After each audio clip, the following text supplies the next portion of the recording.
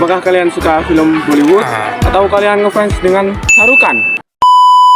Teman-teman, film Bollywood ini berasal dari India. Nah, sebelum adanya film Bollywood ini, India pernah mengalami penjajahan oleh bangsa Eropa, tepatnya oleh bangsa Inggris. Lalu ada kondisi India sebelum merdeka. Yang pertama itu ada kondisi politik, di mana India itu mengalami politik yang sangat rumit karena didominasi oleh kolonial Inggris. Yang kedua ada kondisi ekonomi, di mana India sebelum merdeka dipengaruhi oleh SDA dan kerajinan tangan yang sangat besar. Namun setelah penjajahan Inggris, India mengalami penderitaan seperti kemiskinan dan kelaparan. Juga ada kondisi sosial. India sebelum merdeka sangat dipengaruhi oleh sistem kasta yang menyebabkan ketidaksetaraan yang sangat signifikan.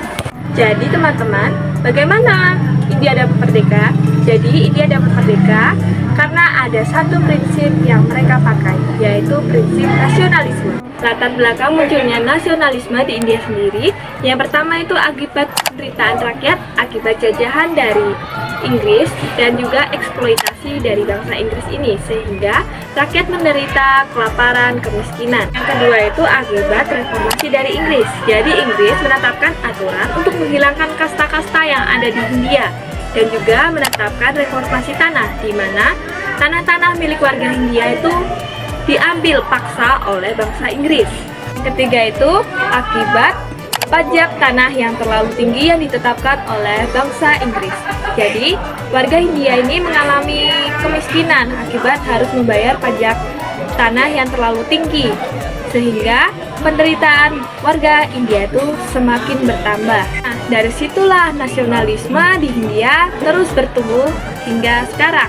Tahu nggak sih teman-teman, karena ada gerakan nasionalisme ini, India itu membuat organisasi yang bernama Kongres Nasional India yang dibangun pada 1885, di mana itu tuh terdiri dari perwakilan Hindu, Buddha, dan juga Islam di India dengan strategi diplomasi.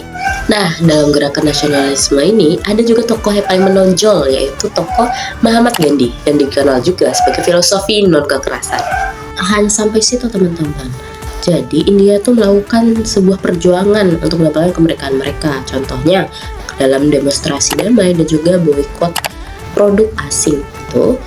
Kalau demonstrasi damai itu gimana sih? Nah, demonstrasi damai itu dilakukan oleh Mahatma Gandhi, di mana dia tuh melakukannya tanpa non-kekerasan sama sekali untuk melawan kolonial Inggris. Kalau boikot produk asing sendiri, yaitu mereka bersama-sama setuju untuk tidak memakai sekolah yang dibangun Inggris, terus pengadilan yang dibangun Inggris, dan juga